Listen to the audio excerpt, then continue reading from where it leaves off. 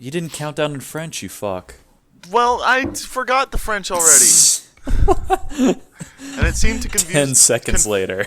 It confused Dunk too much, so I didn't... That wasn't the reason I was confused. But we go on go. The counting down doesn't matter as long as it's go. Right. I had this argument with Mari before. I was confused because of my perpetual existential crisis that I'm always in. It had nothing to do with Well, French. you see, if we went to four in French is cat, and then Dunk would be confused. Oh, God, yeah. Exactly. Fuck. Right. Maybe we should have done Spanish. Spanish is more commonly understood. So, why'd you have us watch this, man?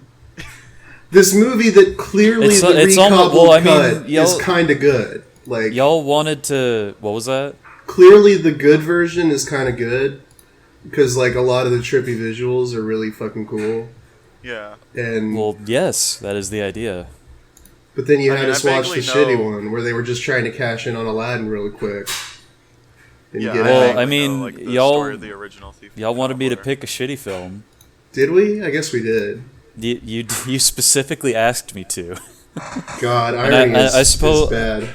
I suppose I was due for a bad choice since most of the choices that I've been picking were among more of my personal favorites. So Yeah. Yeah, now we get the... now you get the Thief and the shitties. Cobbler. Now I gotta think about what I I'm could gonna have pick. I could have picked something way worse, to be fair, because at least the Thief and the Cobbler has a recobbled cut, which is just an attempt by a fan to essentially recreate what Richard Williams' original vision was. And it's great because he had a lot of the people who originally worked on the film actually give him material that was cut from the Yeah. official releases and stuff. That's cool. Oh, that's nice. Yeah. Like, the only person who didn't give him anything outside of, like, you know, the voice actors and shit was Richard Williams himself, who mostly just acknowledged that it existed and was like, yeah, that's pretty cool. I like it. I'll give it a thumbs up. I'm not going to spend 1 cent over $28 million on this fucking movie, so no, I mean, I'm not he going to did- send you anything. It wasn't... He invested, like, most of his life into this film. Yeah. Yeah. To the it was point like where 12 he years had or to work something. on other projects like Raggedy Ann and Who Framed Roger Rabbit just to get fucking support from other studios. Right. And it's weird because this film went through 9 name changes. Jesus. It was originally it wasn't even about a thief and a cobbler. It was originally about this, like, story of tales about this fella named Nasruddin. So the film was originally The Amazing Nasruddin. Then it was changed to The Majestic Fool. Then a treatment script was written by someone who Williams had hired called Tin Tack, which didn't really concern itself with Nasruddin and his exploits. And that's when the shift to, you know, the film that we see today kind of started to happen. So after that, we have The Thief, then The Thief Who Never Gave Up, then Once, then The Princess and the Cobbler, which was the first official release by Allied Yeah. filmmakers, then Arabian Night, which was the version released by Miramax. Like, Which was I think Harvey a year Weinstein or was two. like, no, no, no, no, no, no, no. All wrong. I'll do it. I'll do it myself. And then finally just the version that it's known as today, which is The Thief and the Cobbler. So, Yeah. my first question is the princess even in the real version of the movie? The real version of the movie? Like What do you mean? the actual artistic intent, you know, not the artless production hell corporate horse shit that we got. I mean, you saw the recobbled cut, right? I mean, No. it's fine. No, it's I fine if didn't. you No. didn't. Okay, I she literally is just finished the Miramax fucking version. Nice. Like 10 minutes before awesome. this recording. Awesome. Got to keep it fresh. Yeah, I gotta keep it fresh. That's my excuse. I mean, if you couldn't remember 3 French words 10 seconds after I told you them, I'm gonna be surprised if you remember the plot of this film. Like, especially I would as be too, droning considering as how it is. generic it Yeah, I is. don't really remember. I feel like the film doesn't really have a plot. I feel like it just sort of signals to a plot that isn't actually there, and then it uses sort of like gestures towards Aladdin to kind of avoid having to do that. Well, that's the thing. bit. Like, this film was in production like 20 years before Aladdin even got started. So yeah, but I guess it wouldn't be too hard for me to believe that. First off, the narration was clearly added like 2 minutes before they put the fucking movie out. And yeah, because there was narration. The narration at the start, I should say, not the narration by. Yeah, well, that makes sense because it's like it's the watership down. Fuck! God damn it! It's the watership down creation myth at the start. So yeah, kind of. It's more. I forget what the line originally was, but it was interesting. The copy that I watched, in the description has. Well, I was, on the pirate website that I watched the Miramax version on. It has the original narration that was supposed to be in the film that you see in the recobbled cut, even though that's not the intro that you hear in the film. It's essentially just talking about, that this place kind of exists and doesn't exist at the same time, because it exists in our minds, but, just because it exists in our minds doesn't mean that it doesn't exist. Also, it doesn't take place in fucking Baghdad. It takes place in the Golden City. But also it's about instead it's about how the balls, the army, the One-Eye Army is going to reclaim the ball. How did no one? I guess you know what they did know, and they were like, "That's funny. Let's leave it in. That's a good bit."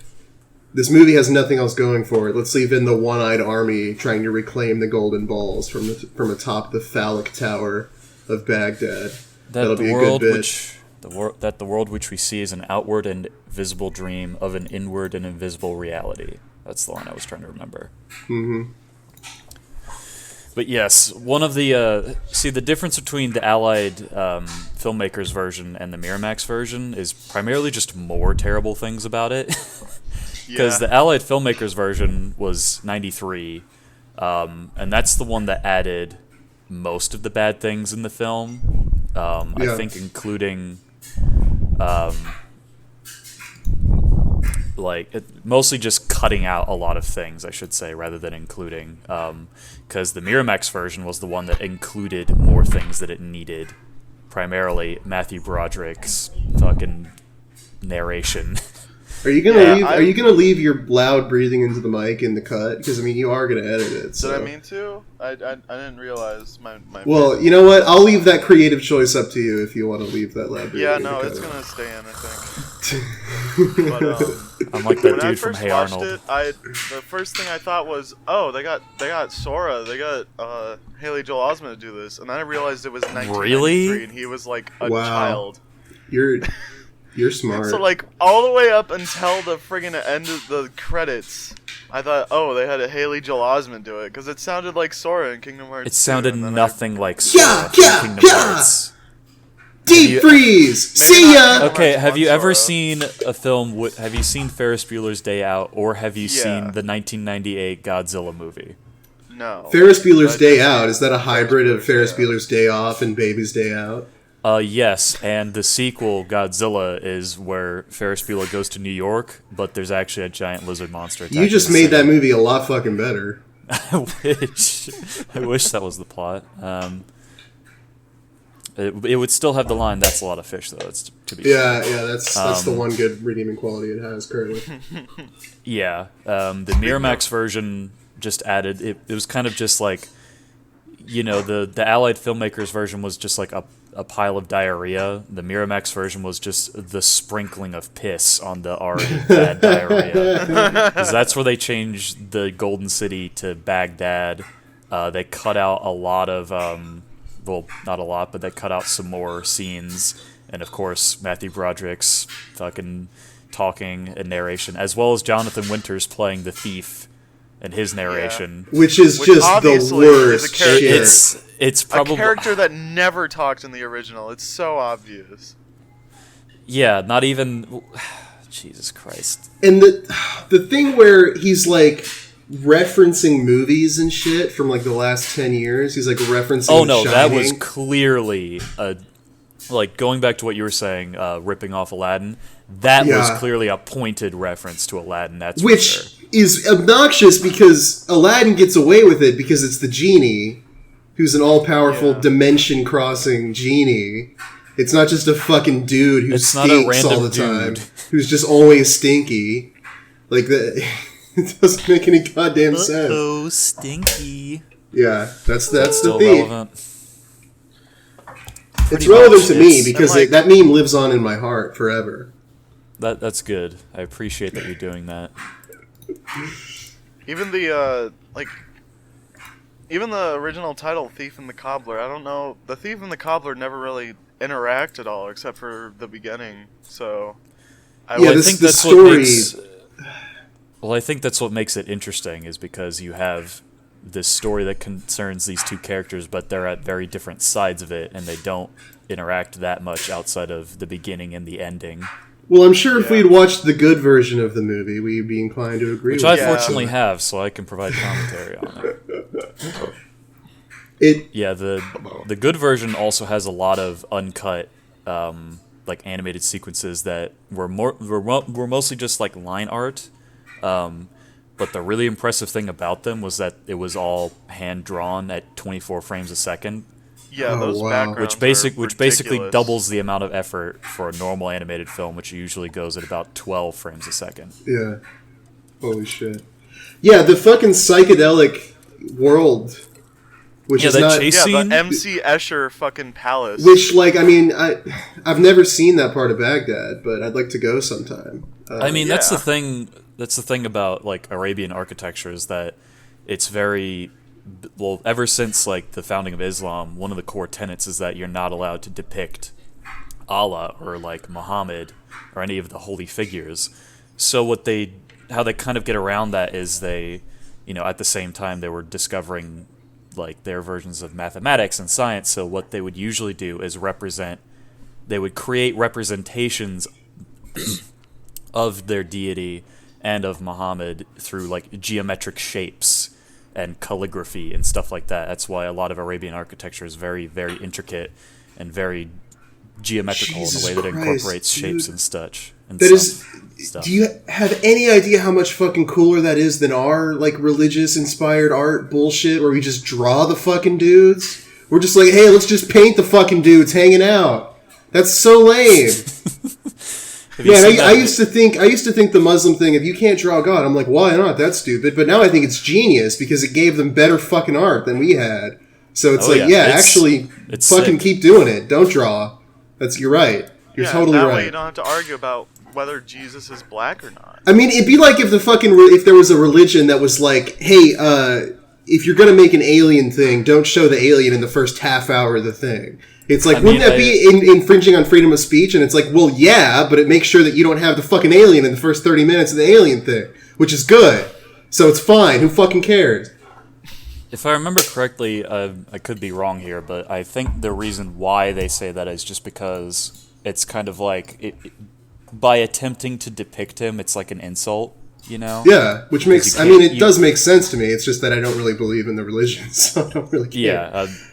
Yeah, it's just for the folk at home, the one who's watching Can this. our Muslim fans My dad. comment down below? Can your My dad has been convert to- thinking about converting, yeah. Well, I was so- about to say, can he convert and then get back to Yeah. us on if Yeah. that's true or not? Send us an Yeah. email at celluloidgoblins@gmail.com, which is assuredly a real email. Oh, I forgot. One other weird thing about the original cut of this film is that if you check on Wikipedia, it'll say that Tack was originally quote-unquote voiced by Sean Connery. Not technically true. He was planned to be voiced by Sean Connery, and that is only because the only time Tack speaks in the original film, which is preserved in the recobbled cut, is at the very end when it's the marriage sequence, and he just says, "I love you" back to the princess. And they were supposed to get Sean Connery to do it, but he ended up never showing up, I guess, or something like that. Huh. So they ended up getting like a friend of Richard Williams' wife to come in and just record that one line, but it still remained accredited to Sean Connery in the credits. They were trying to record it off of him when he wasn't paying attention. Yeah, just invading like his fucking bedroom while he's Sort of like Sean Connery's fucking his wife. the E-toy thing, where he says the thing. Oh, yeah. and- Okay, Ska. Okay, let's go. Okay, Ska. I'll be repairing some shoes tonight. Look, I can arrange the threads into a heart. Does that mean you want to have sex with me? why is there not enough spaces in my favorite food prompt to describe the method with which to prepare my favorite food? Because it can't just be the food itself. It has to be the food immediately followed by the description of how I want it prepared. Yeah. It's an essential component of... This is a good bid, and it's going to land really well. I don't even know where you're going with it. The martini let's thing? see. Let's sit. Okay. Like, it's That's like, really I have enough room. I have confused. enough room for martini, but not for the description. Of how If you to said prepare the drink, martini. Yeah, you I said know, but drink, there it isn't a would've worked fucking better. favorite drink prompt. God damn it! This is why Earthbound is bad. Actually, be patient for my new video on why Earthbound is bad. Actually, You know what? No, let's I just do it see. now. Why Earthbound is bad? A video essay. Go. Well, the bit is that I don't actually think that. In fact, I'm sure it's amazing. So I didn't want to actually. well, do the it. first thing you have to Well- do is you have to like huff helium for an hour, so that way you sound really annoying. And then I have to do the my next- best Leafy impression, which is not very good. And then the next thing you have to do is you have to get up on a high horse and think that your opinion is better than everyone else's, and you should, make this video essay to explain to the masses why they're all stupid. You should get. Wait, is this a real video essay that you're referring to? No. Because nobody thinks Earthbound is bad. Because that would be like a really difficult take to actually believe and defend. There's probably someone out there who's made that claim, and they're probably just like, well, you can only have 7 items in your inventory at any one time. That's pretty bad game design if you ask me. Maybe you should have collected 8 cookies at the start. And then That would wouldn't be Should have have like- the killed fucking 8 sound scan. crows. Should have That'd be killed like 8 saying smiling Ocarina crows. of Time is bad, and then doing a Let's Play of Ocarina of Time, and then everyone realizes you're just bad at the game. So I want to talk about some of the more sexual aspects that were cut out of the film. Number one, when Zigzag comes back from his journey wherever he was, he presents to the king basically a concubine from Kenya, and there's when the thief climbs up through the fucking sewer pipe into the Sultan's room, it's very clear that they're just fucking while that's happening. Oh, nice. And then later during the polo scene, you can see him reach into this like tent, which is where the maid is kept the entire time. It's also very clear that he's just fucking fingering her.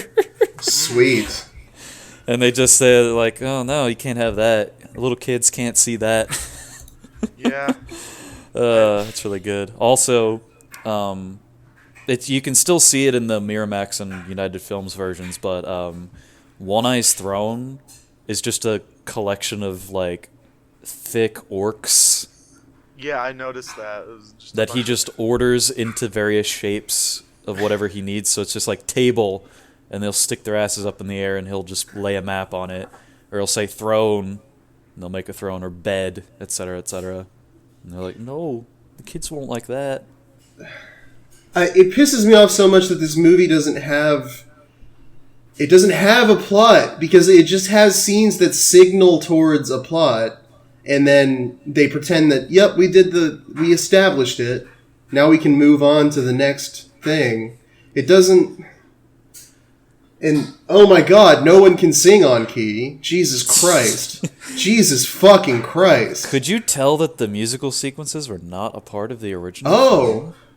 Yeah. Fun Where- fact. I'm assuming that a lot of parts were like reanimated for the Miramax cut. Well, as it's not that they were reanimated, it's that new sequences are added in. Like the parts where Because Tack fucking- actually talks, that's Yeah, not in. and the second half of the movie, Tack is like brown for some reason instead of like the pure white. There's tons of, like, animation Are you offended by brown people? shifts. I'm off. No, officer.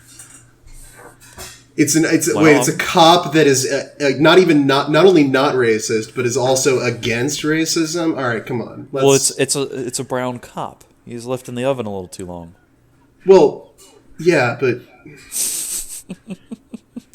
Yeah, look, here's some advice. If you're a black cop, you have 2 options: Christopher Dorner, or you're also a racist. Your options are Christopher Dorner or Samuel L. Jackson in Django Unchained. Those are your 2 choices. So go ahead and pick your side now. Or if you're really desperate, the Rush Hour films. So I think Chris Tucker was Chris Tucker like a cop or an FBI agent. I don't Yeah. remember. Bad Boys. Was that the cop? That's Bad Boys is a cracker fantasy about cops not being racist. That's the whole point of those movies, is because it's like, oh, we're going to shoot up the Klan rally, and it's like, that doesn't fucking happen. They'll just target the Black Panthers instead. What, are you crazy? Come on, dude. Yeah. I should pick a Michael Bay movie. I might pick a Michael Bay movie for... nice. No. I genuinely like at least 2 Michael Bay movies, so I'll probably pick one of those. Worrying. Well, that's the thing. It's one of 2.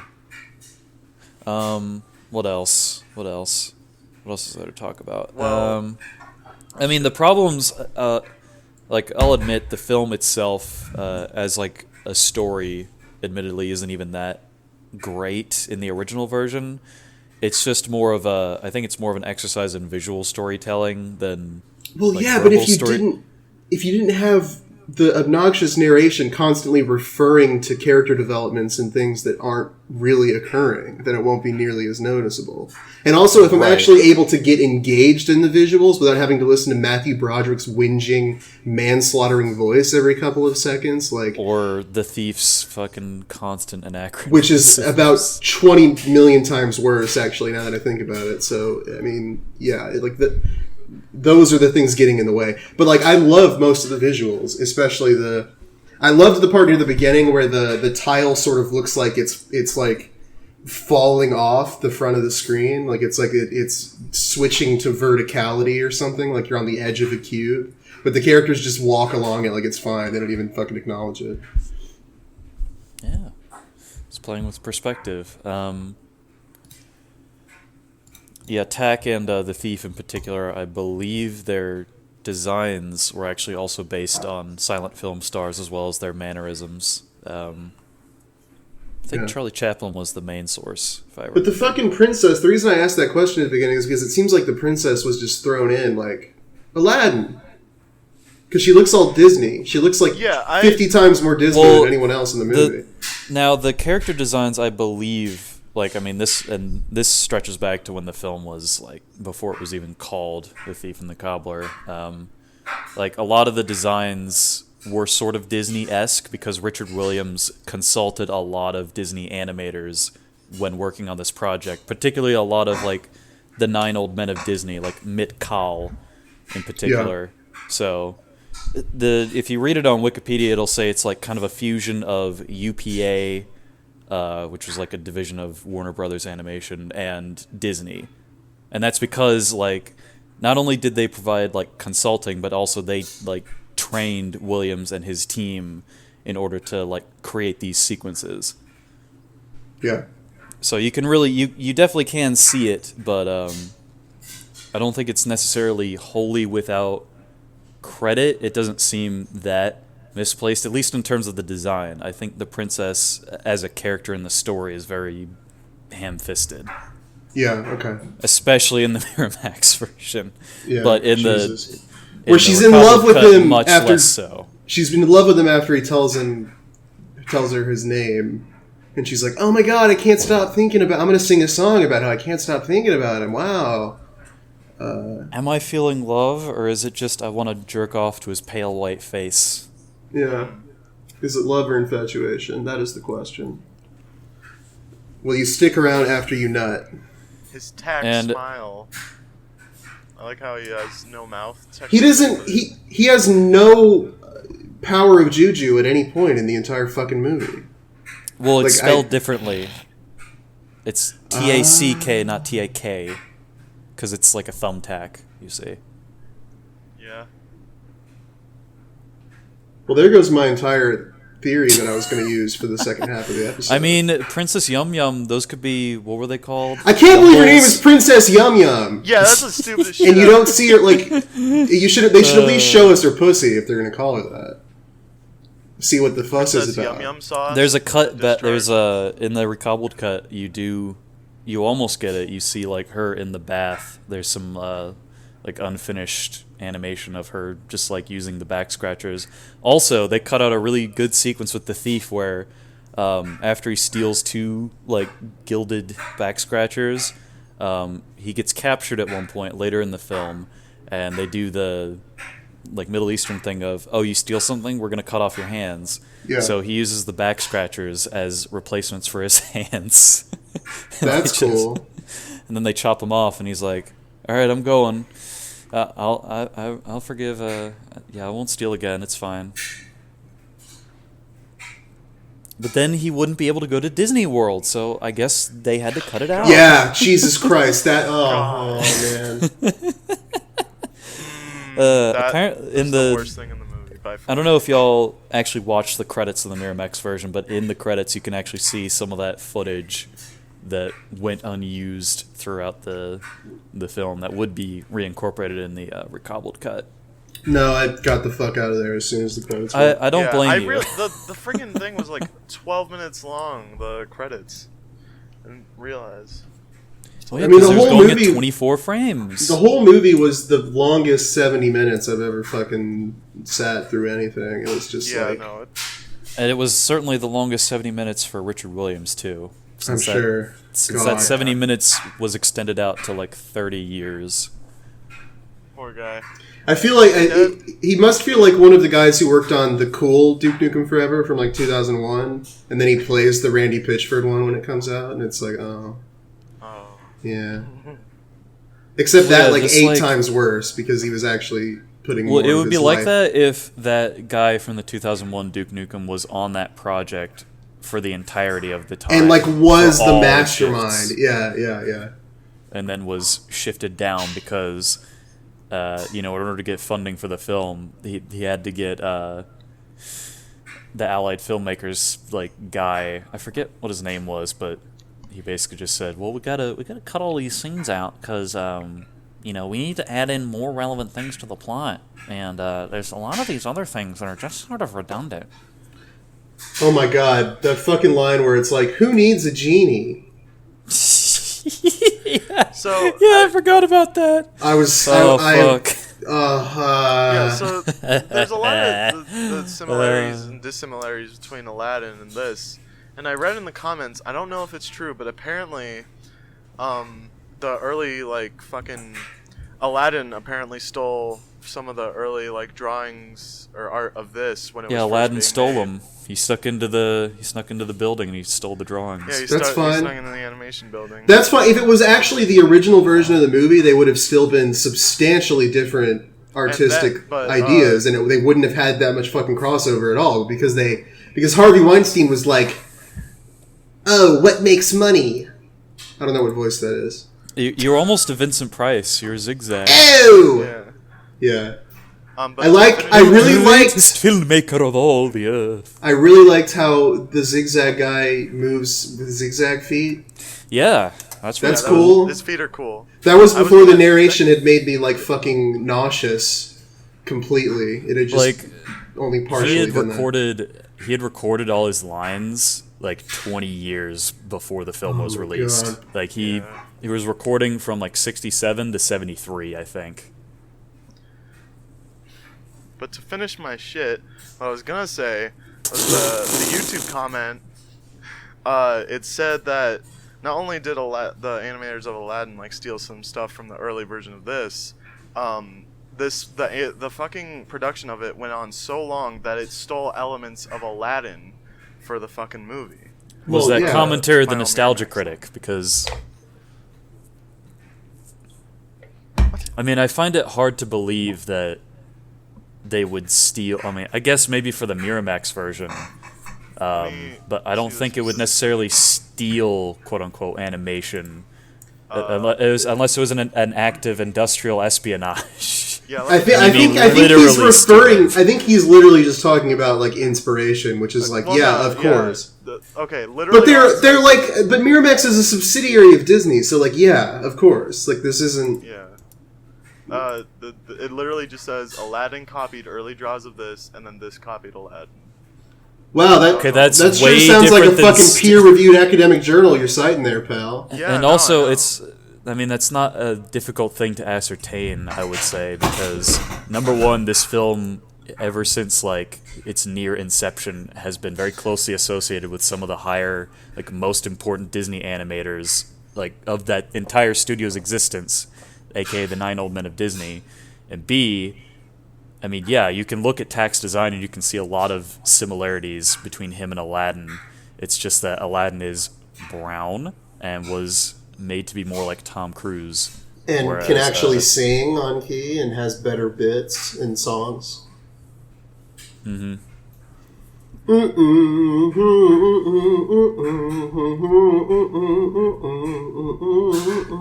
Also, obviously, You all went the for one fucking measure a songs little too long. are Oh, wait, no, never mind. I was thinking of disgusting. something else.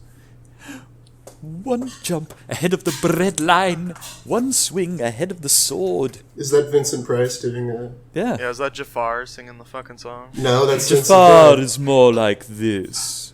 He sort of drops off in his annotation. I was the original guy with the fez bird. They are just stealing my fez bird. At least for your my bird does not heritage. even think to eat me.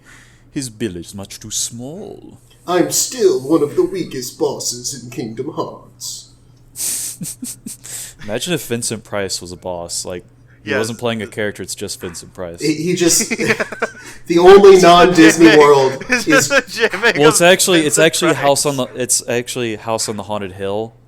That's a Kingdom Hearts world now. Is that a Disney thing? No, it's public domain though, so they could use it. Oh, good. It's got That would Vincent Price be in it. fucking hilarious if Disney made liberal use of public domain. Yeah, Disney knows a lot about public domain. Yeah, they just use it's an entire Kingdom Hearts game of public domain content. They, Because Disney stopped giving Square the rights to everything, so they had to come up with other shit. so it's like I for some reason I don't remember who I usually travel with, but it's just me now, and I have to go and go to House on Haunted Hill and Night of the Living Dead and Fucking Sora, beware of the Black Panther group. I don't always know if it's just something that's on archive.org or if it's actually public domain. I mean, the movie Yeah, I The don't- Child Molester is on archive.org, but I don't know if that means it's public domain. If so, I mean, there should be you a could- Child Molester world in Kingdom Hearts 4. I mean, I think isn't there like a formula? It's like 50 years after the creator's like death or something. I think it's like 100 years. Yeah, after but it's made or something. But Disney Well, yeah, 'cause are the Disney's- ones that keep fucking changing it. for Yeah, their Disney own- keeps putting their sticky little gloved fingers in and changing the rules because it used to be 50 and I think now, yeah, it is 100 or something. Look, we're not here at Celluloid Goblins. We're not telling you to kill Roy Disney. We're just saying that if you did do it, we'd be very proud of you. I think, And we yeah, give We you- give we give you a- you a spot on the podcast. We'd give you a, Yeah, a like- spot in the Hall of Fame next to the girl who wrote the stories in the Middle East to save people Yeah, like- from getting decapitated. Scheherazade. Those are the two people in the Hall of Fame.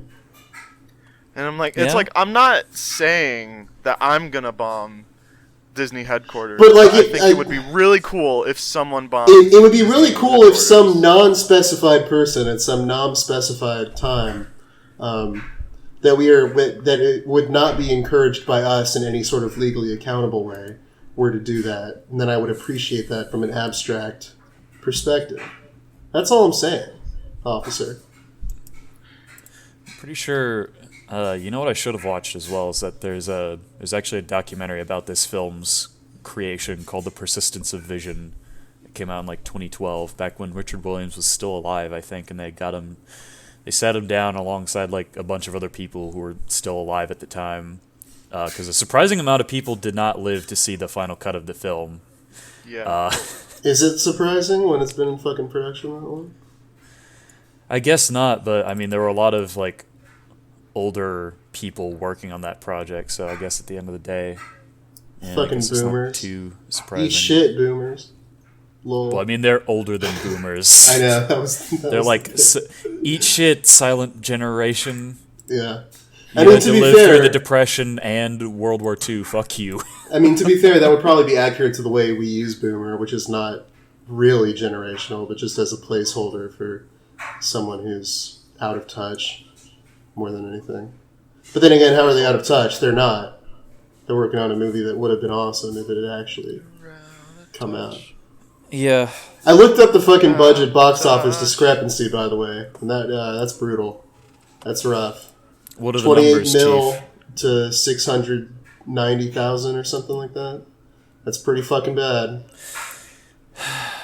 Yeah, there was a lot of like, especially after Who Framed Roger Rabbit, which I'm pretty sure like the reason why they chose Richard Williams to work on that was because Robert Zemeckis and Steven Spielberg saw like footage of Thief and the Cobbler still in the works, and they were like, "Wow, that looks really good. You want to work on our film?" And he was like, "Okay, I need the funding."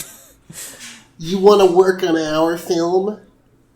I keep trying to go for the Jew voice, but I'm not really. I don't have it in me. You want to work on our film? There you go. It's That's me, good. Steven Spielberg. Johnny. I don't know what it's going to be yet, but there's dedefinitely going to be children. Oh, life We're is going to like find a way to bring hurricane. some children in Why here to don't the you be studio. more like your cousin Aladdin? Life is like a hurricane here in Spielberg. Care to continue that bit? That's excellent. It's a little concerning that DuckTales' theme is already so intricately connected with Nazism. But it's a shame because the Racism in general. fucking racist DuckTales theme is like my favorite racist joke on the fucking internet. I love that one. It's all in the delivery. You know, of all the things I would have connected the DuckTales theme to, National Socialism is pretty low on the list. Well, yeah, but you know the guys that made that racist DuckTales song are Nazis. They just happen to get lucky and also be funny for once when they're usually a little too on the nose. I thought at first you were referring to the original DuckTales theme, and this was incredibly. But like I've heard the fucking racist DuckTales song more than I've heard the regular DuckTales theme at this point. So. Okay, that would make sense. Life is like a sugar cane. Am I supposed to edit something in there? No. Supposed to leave Let the it audience fill their mind. It's like it's like when people. Life is like a cotton field. Oh Christ! Jesus, what? We are down in it today. It's just a cotton field. By the way, I'm picking Song of the South for next week. No, I'm kidding. I'm not actually. You're picking it like you're picking cotton. Ha! God, we can't escape it. Look, you're going back to the field. Yeah, no, you're right. Yeah. You can't escape the history of slavery. Its material impact is still occurring today. It's resonating on all levels of society. It's like a thing that happens for 400 years is still happening after just 200. What are the odds? Yeah. Wow. 400 years in America, anyway. So that's Investigate Jeffrey Epstein's Island, please. Open the investigation on Jeffrey Epstein's Island again, please. I'm sorry, what are you saying? I can't really hear you over your impressive intonation. That's a terrible bit. You think a fucking official investigation is going to do it? We got to go to the island, man. We got to go to the Celluloid island. Goblins movie. Dr. No style. Wait, no, that's government shit. Never mind. Not Dr. No style. Far Cry style? Resident Evil 4 style. Yeah. Just Cause style. Fucking God, please not Just Cause style. That game is... Well, the first one, at least. The second one and on is probably fine. Well, the second one is fine. 3 and 4 are probably fine. I watched a YouTuber who said that every new Just Cause game, every time it came out, he said it was his favorite game every time. That's awesome. I appreciate that level of honesty. Like, actually likes good games. Like, that's very candid. I respect that. I mean... You know? I appreciate them more as what I would call a fuck-about engine. It's just, you have a grappling hook, and that's then you what have most the open world parachute. games in that era were. That's what they should have been, but they weren't. Just Cause in particular had a very good blend of elements. Like, they didn't sink all their money and budget into the graphics, but it still looks really nice even today. And there's still a lot of emphasis on the main gameplay of like third-person shooter plus grappling hook, which you can use to do so many different things, as well as parachuting, which just allows for greater mobility in the air. Which is like only like a couple of notches removed from character action shit at that point. Almost, yeah. You're basically Virgil at that point, but instead of teleporting, you're grappling. It's missing the style meter. I've been reluctant to bring this up for a while, but I think we really need to. Why don't we just have a fucking video game podcast? Like, we could actually have better, more in-depth conversations about that, probably. We always get fucking sidetracked onto video games every fucking week. What would we call it? Pixel Well, Goblins? no, we already hate this title anyway! No, What do you mean? It'd still be called Celluloid Goblins, and we'd advertise it as a film podcast, but all we do is talk about video games. I mean, Celluloid Goblins Game of the Year edition. we have nothing tying us down to this, and it just every week that we end up talking about fucking Kingdom Hearts or some shit, I just wonder, like, wouldn't this just be better if whatever we could talk about? Well, then that just devolves into a let's play, and then we just start let's playing. Finally, No. That's nothing like a Let's Play. A Let's Play would have us sitting down and playing the game in some variety, whether or not it's pre-recorded or not. Yeah, which is what we do like every fucking I mean, last week really opened my eyes to it, where we do the fucking Aladdin episode, which is good. It's a good episode, but then it's over, and then Soy and I immediately go into like an hour-and-a-half long discourse about game design that's like way more substantial than anything that was said during the entire fucking Aladdin episode. And it's just like, what? Ostensibly. What are the fucking eggs in what basket, and why? Whatever. We don't have to talk about this right now. Arabian Well, I guess Nights. just at the end of the day, it just has to deal with we're more accustomed to talking about stuff like that, whereas when we started this up, it was more, I was wanting to get into this sort of thing, and you were already good at just, I think you had said that you were, like, good at analysis in general, and you'd wanted to tackle the film okay, stuff. that was Mari's analysis of me. I don't think I ever claimed to be good at analysis, or else I wouldn't shitpost nearly as hard every episode. Celluloid Goblins compilation of all Dunk's good analyses. They really aren't though, because I have the exact same fucking analysis for literally everything. It's just like, oh, it's a postmodern subversion of. It's about why narratives are inadequate for blah blah. And also, it's always just somehow leads back. It's about how to existence is fucking pointless. Yeah, it's just it ends up being about how existence is pointless every time. How funny is that? It's weird, huh? Yeah. Damn, the self-deprecation episode. I'm having my. We only got 20 more minutes. We could fill crisis. more. Excuse me. Is that what you want? I mean, what else do we have This is where to the say shift about the happens. movie? This movie sucks, but I know there's a better version of it, which I haven't watched. Which you should watch. Yeah, I will after this. Not right while we're deconstructing the podcast and using it to discuss how narratives are inadequate for dealing with the intrinsic misery of existence, I'm going to go ahead and throw out that I'm picking Killing of a Sacred Deer for next week. And if you don't know anything about Killing of a Sacred Deer, I want you to not look anything up until you've watched the movie. Damn. Yeah. I hear Soy typing it in right now. I was writing it down in my Notepad++, so I wouldn't forget the name. Cool. I can presume what it's about, though, if I know anything about Hinduism. God damn it, nerd. I don't know. Okay, that one's canceled. Throw that one away. Never mind. No, I didn't say anything. Yeah, so I picked it because I wanted to see if Soy would. Well, I don't know what the film. I don't know what the film itself is about, but understanding the plot of the movie speedrun. Go. Well, it's not even understanding the plot of the movie. It's understanding the relevance to other existing narratives. I'm already ruining it. Whatever.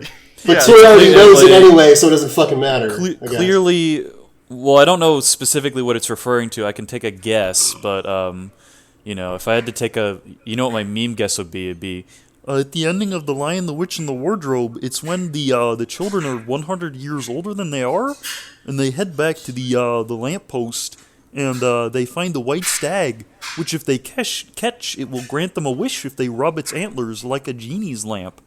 And then they tumble through the wardrobe, and they see the old professor there who says, "Where the fuck have you guys been? It's been like 100 years. You should be dead." What voice is that?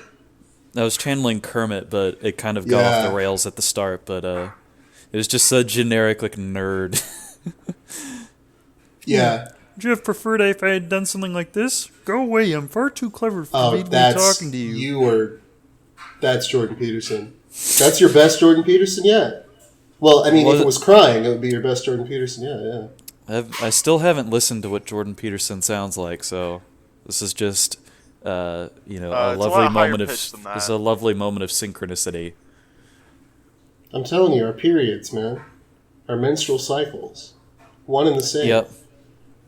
Yeah. I'm having there's blood gushing out of the folds of my taint as we speak. That'll be a good thumbnail for the bit that I'm definitely gonna cut out. How would you fucking communicate that with art? Please enlighten Just me. like clip art of like cartoon blood with like goatsy. Yeah, put goatsy on a YouTube thumbnail. There you go. That'll get some attention. Real I think quick. it's about time we switch to X videos for uploading the podcast anyway. The better platform. That's not even a good porn site. What about? Yeah, it is. It has like the most videos on it. It has like the highest number of videos. That's worth something. Something more garbage. Yeah, that's because it's called X videos, so you have to solve for X. Yeah. Do X and XX. That's a good just one like too. that. It's like that one video where it was like this video has this many views, and everyone was shocked that he used an API to change the title of the YouTube video at the same time. It's like, wow, automation exists on the internet. Yeah. It enrages me. What do you guys think I should do with my solo channel? I've been debating it. I've had a lot of terrible ideas. I think I'm gonna do Dark Side Phil-esque Let's Plays. Yeah. What? Well, Do a so are you gonna side pick note, games that you are specifically bad at, or are you gonna pick games that you're good at and play them bad on purpose? And I don't know if it's gonna have to. Well, I was thinking less in terms of player skill and more in terms of just like having terrible jokes and coming at it with a really bad attitude and not taking it seriously and blaming the game for everything that happens. Like I was thinking, the fans for everything that happens. just sort of basically my sense of humor, but like actually I recorded. I keep it going even when I would normally be silent, trying to take something seriously. So like during a Silent Hill 2 cutscene, I'll be like, "Look at her boobs, bro! Lol!" And just sort of go with that. Ow. You need a really obnoxious laugh. Yeah. That's pretty good. That's not even that bad. Yeah. It sounds like him. I've been watching him more. Yeah. I don't think I've watched him since like 2014. I want to say It's fun. Well, See, this is what I'm fucking talking about, Doug. This is what I'm talking about. People, they get on that circle of irony, and then they're looping around to actually enjoy it. Well, yeah, but do you like you've known me the entire time you've known me? I've been severely irony poisoned, so this should not come as a shock. Well, to no, you, I'm just saying that this is proof even further because now it's happening to Ryan. This is adding more fuel to it. I mean, like it's not like I'm actually in his stream, but yeah, no, I know what you mean. But like, it's funnier to watch his streams because it's like occasionally his fans will call him out, and it'll just be like someone who is a fan and a longtime donator of like 6 years just gets banned in one day because they were calling him out on something, and he somehow still survives despite doing that to his fan base. Yeah, amazing, Yeah, truly a king. Never stops, I'd say- no matter what. I'd say it's almost like, comparable to Spoonie, but at least people watch DSP. Oh, woo! Get him. God damn. That's the thing, like, people make This Is How You Don't Plays of DSP. People don't do that for Spoonie. Yeah. Well, yeah, like- because he's like dead, isn't he? He's not Yeah, no, he literally, died. Obviously. When he died when he finally succumbed to the 20th illness. When he after played- He the, died when he was after the betrayed. bipolar disorder, after the staph infection in his nipples, after the rampant sinus problems, and whatever else he fucking rambled out on his Twitter that he clearly had. I Just died from an attention to get opportunistic that. infection. But what I thought what it was is when he played FF9 and realized it was good and that he liked it and he felt bad about that FF9 thing, so he just fucking domed himself. No, I think what it was He put his gunblade in his mouth. getting all that. Yes. he was getting all those infections for the Spoonie movie that he's still working on. Oh yeah, he's totally still working on that. Yeah, that got funded, so he has to be. Yeah, that video is a treat to revisit because if you actually listen to him, he doesn't sound happy that happened. He's like, "Wow, I can't believe you guys did that." Like, I can't. Like literally, Like Trump winning the presidency, and he was This like, was like a bit. I'm not. Yeah, I wasn't. Oh. What? Nothing. The only genuine thing about Spoonie is his haircut. Oh! Damn. Shots popping off. It still upsets me how fucking his FF10 review is like nostalgia critic level quality, because so many things he says is just like, that's objectively false. That doesn't happen. A bad credit card? I mean, like, that game is dumb as shit, and you can make all kinds of legitimate criticisms of that game, but you don't have to resort to just tune in next week. Factually untrue shit. Tune in next week to Celluloid Goblins when we review the cutscenes of FF10. Well, the cutscenes are the least of its problems. The problems are the fucking side quests, the chocobo races, and the lightning dodging. Oh god, that'd be really good. That'd be the new direction we take the channel in. Is we still think we're reviewing movies, but it's actually just cutscene compilations of games. Yeah. Oh my god, that's a good idea. Like next week we'll be reviewing Insomniac's debut film debut, Rocket Robot on Wheels. I thought you were gonna say Ratchet and Clank. No. Yeah, let's Ratchet and Clank movie. I forgot that. If anyone picks the Ratchet and Clank movie, I'm quitting the podcast. Oh no, wait, that was Sucker Punch. My bad. It was Sucker Punch that did Rocket Robot on Wheels. I'm quitting the podcast. And what if Sucker Punch made a game about the movie Sucker Punch? Maybe it'd be good. Probably not. It wouldn't. I can't believe Korn and Skrillex got together to make a song for that movie, and I actually listened to it multiple times. Which one was that? Narcissistic Cannibal? No, it was Get Up. Oh yeah, Get Up. Right. That sounds like Get Up. That title is like a High School Musical song title. Yeah. That dude, Get up, get to win it. I unironically, well, it's pretty ironic now that I think about it, but I love that Korn dubstep album because it is the most like 2012 or whenever it came out shit imaginable. Like, it was just like they had to have known that this is gonna have the staying power of like 2 seconds when it comes out. It's like a very specific moment in time, and then it just vaporizes right in front of your eyes. What's the movie equivalent? It's like when Frosted Tips were in for like a year. Yeah, early 2000s, and then they really stopped. Yeah. The Offspring sucks so much ass, dude. They're so terrible. Frosted Tips are only acceptable if it's the byproduct of your power flowing through your hair. Yeah, and it's right. burning off the tips. That's the only time when it's acceptable. If that's not the case, you're basically like a guy wearing glasses without lenses, like a glasses frame. Oh, lenses in it. Fuck. That's the equivalent of wearing Frosted Tips without a high power level. You know, at least if you're wearing like fake glasses that still have lenses in them, you can at least lie to people and say that you're wearing glasses. I mean, I don't really want to like... I guess, well, I don't know. I don't think I have a moral issue with stealing people with glasses valor, but it is pretty fucking lame. It does take a lot of the punch out of your fit when you reveal that you're just faking it. It's not really an issue of stolen valor for me. It's just like, I don't know. It's just it's kind of lame. Gauche. Yeah, it is gauche. Hello, I'm French Steve. I'm French Tom from GTA 4, and it's pretty gauche. Omelette au fromage. Next week, why GTA 4's tone kind of fails because they didn't change the gameplay, and it's still really satisfying and action-oriented to shoot people in the face, and it doesn't really match the depressing, nihilistic tone it was going for. Next week, we shall be discussing the film career of Jorge Mies.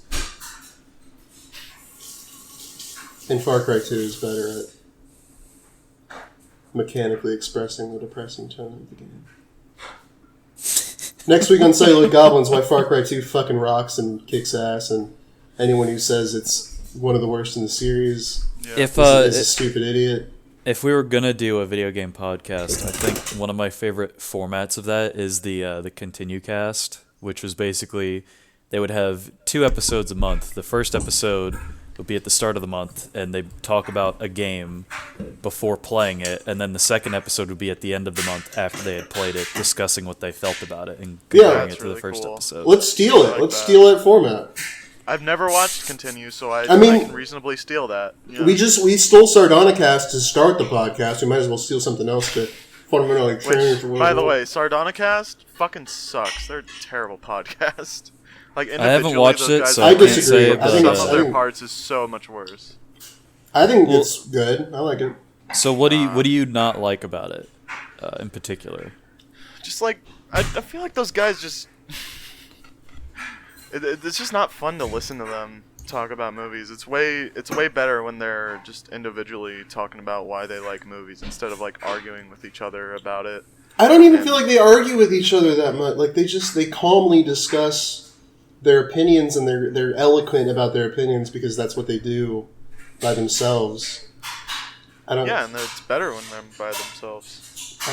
I guess I don't really feel that strongly about it. I can understand feeling that way for the first few episodes because it was like when it just popped out of nowhere. It was like, oh, these three, like the three most popular movie reviewers on YouTube, trying to force chemistry by being on a podcast with each other. I don't know, but then they actually, like, it wasn't like they actually had anti-chemistry or anything. Once they kind of got into it, they were good at playing off of each other, at least reasonably well.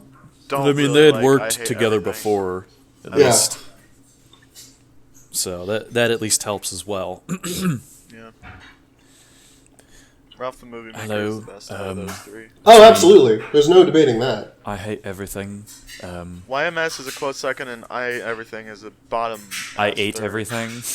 Yeah. I mean, I don't think I would make that gap as big as you, but the order is the same for me, so whatever. That's fine. I don't really care, personally. They're all just people who talk about movies on YouTube. All right. Like us. Fuck Killing of a Sacred Deer. Next week we We'll just review Sardonicast. No, we abandoned the entire artistic medium of film, and we talk about Postal 3. Novels. Postal 3 specifically. I don't know. I could hear the fucking file system in your mind flipping through and selecting a game. Yeah. I wish I could do that at random, then I might feel comfortable with the level of chaos and not be in a constant state of existential crisis about it. You got Far Cry 2? No. Final Fantasy 10? No. Mother 3? No. What does this say? GTA 4? No, get that out of here. You have to crumble this up. God damn it, you're so right. I only have like 20 things. What do we have here? What do we have? Here's Postal 3 right here, it says. I knew I'd use these index cards for something. Silent Hill, Borderlands. No. Guys, this isn't. Well, it was alright bit when Soy did it, but Ryan, don't extend the bit. The prop was what was helping me carry the bit. Can you not hear my prop? Yes, but it's already been done. You have to innovate or get out. Those are your options. Innovate or leave. Also, we can't hear you flipping through it. You're not being dramatic enough with it. You have to slide it off, like, let me pull this back. You have to go like that. You have to hold it to the mic and I am innovating. This is a fucking video game podcast now. I'm declaring it. Okay. What's our video game? Yeah, let's, for the last, this will be like a, what are we at, 58 minutes? We'll spend the next 30 minutes talking about, whatever game Dunk wants as his choice. Are you guys actually? Because are you guys actually open to this? It's fine by me. I don't care. You know what? Sure. I am not beholden to any particular format of any variety. Yeah, me neither. I mean, like my whole treatise is that art doesn't need a particular structure. Can we talk about the Thief and the Cobbler game? Is that real? Thief and the Cobbler. No. I give a 4 out of 10 not. for the Miramax version. Yeah, it's getting probably like a 2 or a 1 for me, just because the 4 is mostly just the animation that was kept from the original because it looks so fucking good. For me, it's just the absolute destruction within like such a short period of time of all that work. Yeah, it's really sad because they probably thought like, oh, this guy's been working on it forever, so we're saving it. We're putting it out into the world and finally releasing this thing that he worked. It was that, and also one of the new screenwriters. Well, one of the new screenwriters they hired on was like, well, we need to add new scenes into it because, otherwise the story just doesn't make any sense. And it's like, okay, on one end, I kind of agree with you, but on the other end, adding fucking constant narration over the whole rest of the animation doesn't fucking help. Yeah, this isn't Final Fantasy X, you guys. That doesn't even... Does that... I don't know, the narration reminded me of Final Fantasy. Listen to my story. This may be our last chance. I Dun, went to dun, find him. dun, dun, dun, dun, dun. The man Bam, claimed to be bam. my father. So what were you going to talk about, Dunk, for 30 minutes? I'm having to brainstorm because I did this kind of off the cuff and I didn't. I've got a few ideas. I didn't have. I mean, I would like to do Silent Hill so that Soy finally plays Silent Hill. Well, yeah. in this spread of time, I was just going to talk about a topic more than anything else. But Because if I we were to do think the that works actual- better for a podcast if we discuss topics and ideas rather than just play a game. Because I feel like playing a game is kind of more stale. We can use games as examples, and horror in video games is certainly a very interesting topic. Yeah. Well, wait, It's we can still force each other at gunpoint to play something, right? And then we can branch I would off like of that. that. We don't have to do it That's the whole point of this podcast, anyway. And it's not really You're not forcing each a other to watch gunpoint. movies. I was being colorful. You know how much I hate colorful people. Oh, That's true. That's true. It's like one of my favorite jokes from Duckman was they go into this town where it's entirely filled with black and white cartoons, and as they drive through the city limits, the color drains from Duckman and Cornfed's body, and then Cornfed goes, "It appears they do not like people of color here." That's pretty good. It is pretty good. that's a good thing.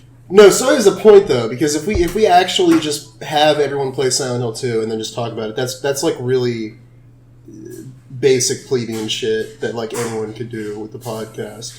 But the actual unique strength of this dynamic is discussing really niche abstractions of the artistic medium. Well, right, because people can talk about Silent Hill 2 all day. In fact, they have. I guarantee you, if I look up Silent Hill 2, I'm gonna get a lot of fucking videos. I was about to say 2,000, but there's probably a lot more out there on Silent Hill 2. Oh, yeah. But using Silent Hill 2 as a column to support the idea of horror in video games and how it has evolved over the ages, I think is a much more interesting topic. Well, yeah, it evolved until Silent Hill 2, and then after that it was... Well, it's still a part of it, regardless. I know. Yeah, Silent Hill 1 was kind of... This is an lower. inclusive group. Silent Hill 2 went up, and then it plateaued for Silent Hill 3, and then it just went down, down, down, down, down. I feel like 4 has its moments. 4 is as I've seen. very clever. 4 is the Jacob's Ladder of the series. No, that's not even close to accurate. The problem with Jacob's Didn't Ladder you watch is that Jacob's Ladder last night? Yeah, I watched it last night. I had The some pro- complaints And you've about played it. more Silent Hills than me, so you should be very easy. You should be even easier for you to pick Well, out the which thing one about Jacob's is. Ladder with me is that it's for the most part, it feels like a really generic movie with some amazing moments of horror. And I kind of agree with that, which is why it's not Silent Hill 4. Because Silent Hill 4 has, one of the most unique and well-defined aesthetics out of the entire series, and it has the most experimentation by far out of any definitely play more of the of other it. game. I mean, There you the go. reason people don't like it is because the experimentation isn't always successful, and according to some people, it never is. I would disagree with that take, but, Well, it's whatever. because people tend to take more of an objective stance on experimentation, whereas I'm not going to say it's a fault of people, but it's just some people don't take a step back and necessarily appreciate the experimentation itself, because what people want is what they already know for the most part. That's why fucking shit like stuff on Kickstarter and GoFundMe is so successful. That's why Ukulele got $3 million out of the 200,000 it needed. That's why Mighty Number 9 got funded. It's why every single one of those. Oh, it's like But, Mega hey, Man you remember and Mega Man? DuckTales. You remember DuckTale? You remember 90s games? Things were better back then. You remember? Are you a retro gamer? Do you remember the fucking decade of the 1990s? Well, this is for you. Did you play your NES with your 1-Up mushroom pillow on Do on you your couch? remember the Irish conflicts between the Catholics and the Protestants? Then boy, have I got the game for you. You remember this is a game where you spend 6 hours on a roof as you're about to snipe the person across the street, and then you go across and see that it's actually your brother that you're sniping. Do you remember the evolution of American imperialism in the military-industrial complex, starting with the Gulf War in 1992? Well, this is for you. It started even before then, honestly. Well, I know, but I usually think of that as like the real like mass-produced turning point where it just became like, let's just manufacture conflict. Let's just pick a spot and just ship them over. As long as it's Middle Eastern, we can get away with it. No one will fucking question it. I mean, it was definitely a turning point, but even fucking Eisenhower warned against it in his farewell speech. Yeah. And that was in like 50-something, I think. Yeah. Early 50s, I believe. Yeah. RIP. Rest in peace, America. Eisenhower, was it ever really cool alive? guy. Well, that's not appreciating the experimentation is why people like Snake Eater so much more than MGS2. Because Snake Eater is great, but man, it plays it so safe. Like, holy shit. Yeah, I mean, as someone who likes Snake Eater, I won't say necessarily more than 2, ever since I played 2. I mean, I appreciate it not necessarily because of how safe it is. I think I don't know.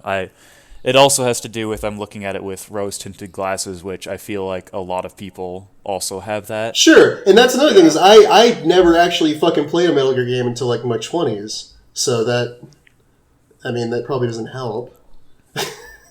I mean, I don't know. I'm really biased against MGS3 because every single fucking person told me it was like the best in the series, and then I played it and I loved it, and it made me cry 2 tears, and then I was like, yep, that's the best game in the series without even finishing any of the others except for 5. Dude. Good.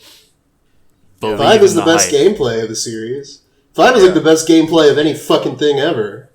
It's awesome. It's the best open... Well, maybe not the best. I don't know. open Metal world. Gear Survive. That was pretty Oh, good. yeah, you're right, actually. You're super right. God damn. I can't believe... Actually, you know what? The Metal Gear pachinko machines have the best gameplay. You're right. Yeah. Right. Because you can actually win big. Yeah, you can.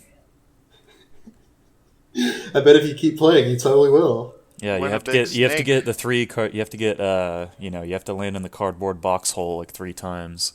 Yeah. You have to get the jackpot. You have to land 5 hits on the fucking boss, and then Nice. shoot her.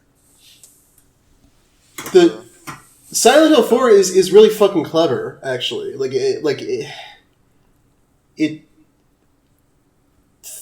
smart game, big brain game design choices. Because it's like it deliberately big brain game. Yeah, me too. It's dumb caveman like smart game, like postmodern game. Post-hardcore good. You're now film critic Hulk. Yeah. I mean, with how fucking reductive my narrative already was for film criticism and all art criticism, really, it might as well be. But, like, it deliberately establishes a more consistent and reliable safe save point than the first 3 games. And it only does that so it can fuck with it later.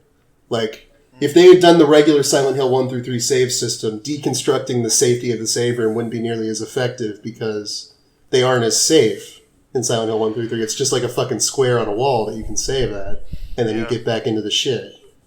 But the idea that they have, like, all right, now I get a reprieve back over here, and then they, gradually tear that shit out from under you. Spoilers for a fucking 20-year-old game, I guess, but whatever. I'll give it that. It does do it mechanically. What Silent Hills 1 through 3 did aesthetically with its save points, where, like, near the end of Silent Hill 2, I think the last fucking save point has 9 of the... Yeah, that rocks. Of the things, or 10, I think, yeah. That one was cool. And, like, the placements of them are always really interesting. Like, in Silent Hill 3, the sigils are always placed really well. 2 has better save point placement. But... Yeah. 2 has better a lot of things. I think it has better... I think Silent Hill 3 has the best writing of the series. I meant character dialogue, not, like, overall. Even still, that's a fucking... Oh boy. I think I just really like Heather's dialogue. Okay. He likes listening to a bitch. You. Well, I do too. Heather Mason's great. She's a great protagonist. Yeah. The dialogue is very good, but like you could take a stance like Aaron Hansen, where it's like, if I'm gonna stare at an ass all day, it might as well be a woman's. Okay. was that his pro Zoe Quinn argument from I have heard that justification before. From him. I don't know if that has anything to do. I always with loved playing as Gamergators. Jill in the Resident Evil remake because I got to stare at Jill's butt the whole time. Like, play the fucking game. Yeah, he's not gonna do that. Wait, with the fixed camera angles? That sounds like a lot of work, actually. I mean, it's one thing if you're controlling like third person, looking at her ass, but. And to shit on Game Grumps more, one of my favorite like bittersweet moments observing the Game Grumps fandom just from the fringe of it, as someone who used to kind of watch them a lot around like 2012 before I got into like Best Friends and other shit. One thing that people had always been pleading for like to happen on the show is like, oh, let Dan play a game, and then what happens to roll around Paper Mario: The Thousand Year Door? Oh, hey, guess what Dan's playing? It's still every bit as fucking terrible in every way. Well, and it's mostly just because Aaron's the party pooper who just shits on every good thing that happens in the game, and that just immediately colors Dan's yes man opinion. Dude, this is going to be a very controversial opinion, but like I think the way that they approach video games and the way that like the attitude they bring to them is like very DSP-esque. Because they always bring this sort of like it's so ironic that it's like pointless. It's like, why are you even playing it? You might as well just be like riffing over a screenshot of the video game because you have no interest in actually engaging with it at any point. You just want to make dumb bits like over like as it's over somehow talking even over worse than like a DSP in some cases for that very reason. Yeah, because they're constantly playing off of each other and getting further and further away from the fucking point of the video, whereas DSP at least has to repeatedly jump off from the game to make his dumb bits, to have like a scene where it's like where you can be like, oh, look at her titties. Like that's at least that's closer to actually referencing the fucking thing he's supposed to be doing than and also like DSP doesn't take like a kind of intellectual standpoint above everyone else when talking about game design. When I made a 40-minute video about how terrible Ocarina of Time is, so I'm obviously smart. At the end of the day, I mean, like game design, when you view games as an art form, it is subjective in a sense. But the problem that I had with that video wasn't necessarily the video itself. I mean, even though I think the video is bad, it was more that when the playthrough of Ocarina of Time rolled around, like all of those criticisms are immediately stripped away because it's clear that you have no idea what the fuck you're doing when you're playing this game. And you're just skipping through the dialogue. You're not paying attention to what the game is inadvertently telling you through mechanics. Which is good advice on multiple levels. One is that you should actually pay attention when you play the game if you're going to have something to say about it. But two is that if you have criticism of something, maybe don't show your balls on stream and record a Let's Play of it at all. Maybe. Yeah, just like... Because like you're almost like asking to have your flaws pointed out to you. I mean, I guess if that's what you want, which is maybe what someone who was engaging with it in good faith would want, is earnest criticism, but that's not what Aaron wanted. But no, there's no way. The worst part of that, though, was that, all throughout that Ocarina of Time playthrough, because really this story is kind of in a 3-act structure. The first act is Ocarina of Time, the second act is Majora's Mask, the third one is Skyward Sword. Because in Ocarina of Time, Aaron's constantly shitting on it, saying it's terrible and it's not good. And then, occasionally he'll say something good to try and earn some good faith back. But what does he say constantly throughout the playthrough? What's my favorite 3D Zelda? Probably Majora. I like that one so much. Yeah. It's so good, man. I love the design of everything. I love the clock mechanic. I love how you have to use the Bomber's Notebook and everything for all those side quests. A year later, Majora's Mask playthrough starts up. And what do we see when we watch Aaron play the game? Not doing any of the Bomber's Notebook quests. Again, ignoring advice given to him by characters in the game and not knowing where to go despite claiming that he's played the game 4 to 5 times. An abject hatred towards the game. Yeah. Which... Because if you aren't into it, it's objectively more frustrating than Ocarina of Time because of the It's also painfully obvious that the only reason why you were saying that you liked Majora's Mask was so that way you were earning some Zelda cred. Yeah, right. That you don't actually like any of the 3D Zeldas, and just like in your sequelitis video, where you claim that people who are saying they like Ocarina of Time is only because of rose-tinted glasses, you then turn around and do the same shit to fucking Link to the Past. Welcome back to Fuck Ego Raptor podcast. I'm your host. This is an Ego Raptor call-out post. Ego Raptor, you suck. By the way, with your millions of dollars from your shitty company, that's only you and Dan now. By the way, fucking troglodyte. I hate you. To earn some Ego Raptor points, sort of like he tried to do with Majora's Mask. Except I'm sincere when I say this. Metal Gear Awesome 1 and 2 are amazing videos, and I really also like Awesome Sinner. The Trauma Center parody. Right. And there's like 1 or 2 other of the Awesome series that I think are really good. But the majority of them are either really obvious or they like aren't even jokes. Like there's just not even a punchline at any point. And Game Grumps has never been very good. I like Ego Rapture because it kind of just predicted the future. I mean, everything that was good about Game Grumps, I feel like, was sort of accidental and came from JonTron. And it was very inconsistent even that. The thing is that it wasn't... I won't necessarily say it came from John specifically. It was more the fact that John and Aaron had a chemistry that was more interesting than Aaron and Dan's because John would actually disagree about things with Aaron and call him out on his shit. Yeah, right.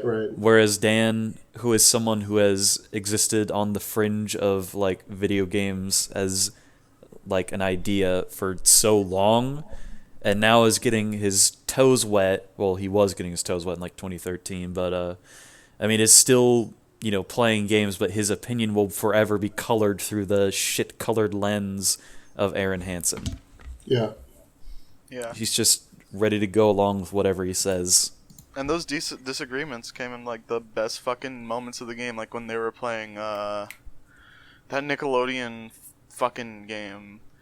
They were like yelling to each other about how bullshit the fucking controls are or some shit. I know what you're talking about with the aggro Yeah, it was crag. the Nickelodeon like sports goo game or whatever. It was like American Gladiators, but for kids and on Nick. That sounds like a Wii game to me. No, it was on the SNES actually. Oh, okay. Well, yeah, this is old. It sounds like fucking Wii shovelware to a T. It was kind of SNES shovelware, to be fair. But yeah, I remember the sequence you're talking about, and it was pretty funny. Because the chemistry even then, it was like they would. So often they would just not even talk about the fucking game. It kind of drives me crazy. Oh well, yeah. I mean, I'm not. Like I said, I'm not saying that it's perfect or anything, but it was certainly better. Oh yeah, because on the basis of they had a more interesting chemistry, and that they didn't just agree on so many things all the time, or just didn't take the other's opinion in blind faith, and not like take any direct observations from the game itself, just be like, oh, well, this game sucks because look at this. I mean, this is terrible. Look at this game. It looks like shit. Yeah, it does look like shit. When you previously just said it looks pretty good. Welcome back to the moral of the story. Podcast. Oh, I already did that bit. Fuck. So the moral of the story is that the reason why The Thief and the Cobbler was a financial failure was because they got Ego Raptor to work on it. But this is around the time when he was working on Game Grumps stuff, so that he couldn't animate all the frames they needed for this film. Oh yeah. Game Grumps was 30 years in the making. The sort of Pixar Game Grumps launch, the equivalent of the Pixar launch for Game Grumps, right, was in about 87, 88. So yeah, they were talking about playing games that wouldn't even exist for tens of years, like We're talking about playing Sonic Goof 06, Goof Yeah. Troop, Kirby Superstar, Paperboy 3D. That's a good game, right? Paperboy 3D. I think that's a good game. You know, if I have a thesaurus right here. Let me just flip through. Just good. That's you must have a pretty loose definition of good if what I'm reading here is correct. That's a common side effect of irony poisoning. Sorry. Is that like mercury poisoning, where you get it from eating lots of fish and wearing felt-pressed hats from the 1800s on your head all the time? No, you get it by ironically saying racist things too much. Why don't you it's a do shame. that right now?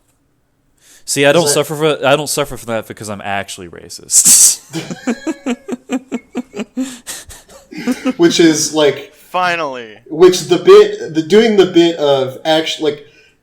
bit where the joke is making fun of the fact that you're being ironically racist by suggesting that actually you're not ironically racist. It is you're a actually drosta. racist, is the biggest irony poisoning fucking buff. It is to your a irony poisoning. It is a drosta effect of irony.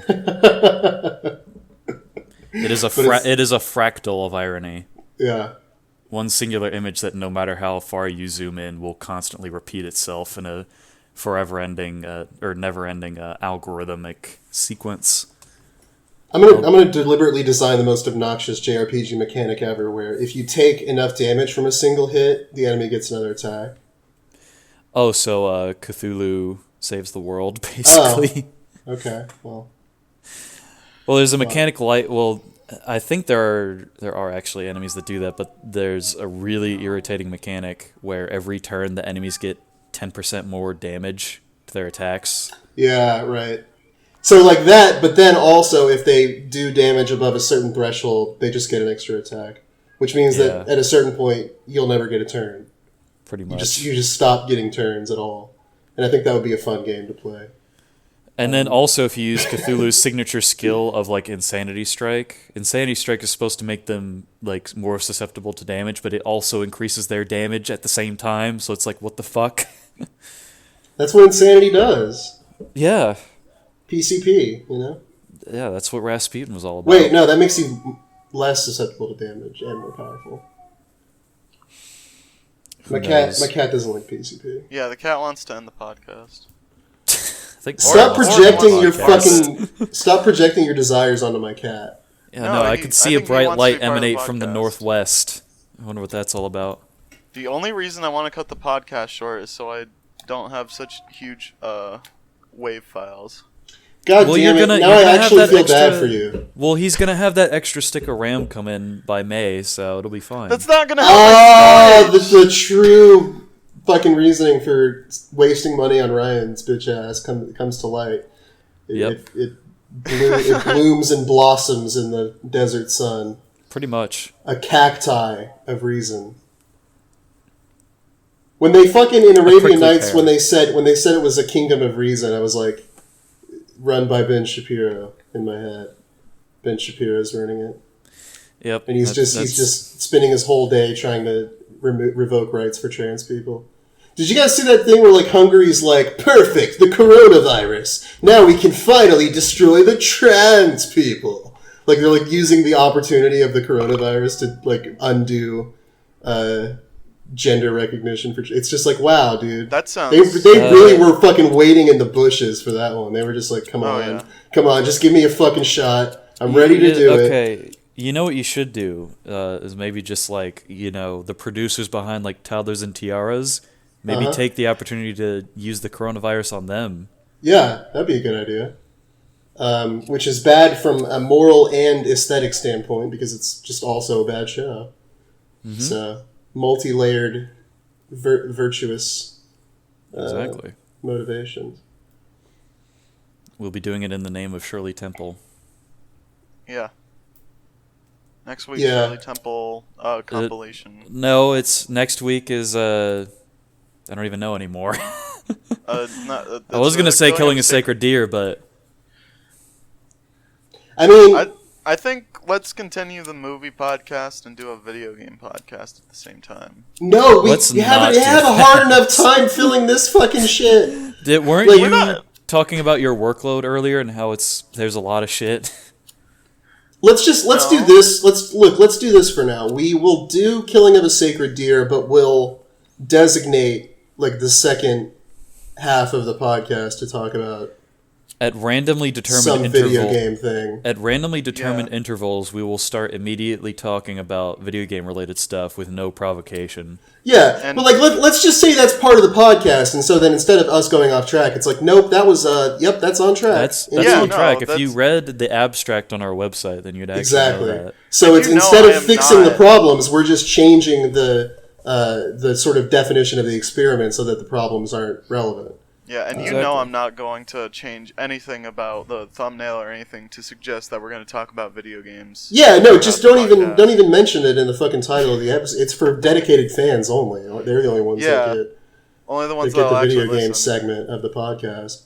I think this is a good idea. It's kind of a postmodern podcast. It like deconstructs the ideas of narratives, and it sort of has to do with how existence is misery, and somehow. So I like it. I'm sensing a callback of some variety. What? I don't do references. That's not true. Every word you reference is that of the English language collective.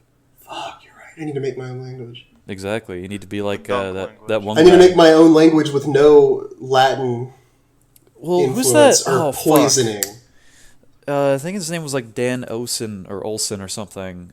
He's this guy with like 190 IQ. He knows like almost 12 languages, 3 of which he made himself. You're not talking about the YouTuber Dan Olsen who did the Suicide Squad. I have a lot of complicated thoughts on FF7 Remake.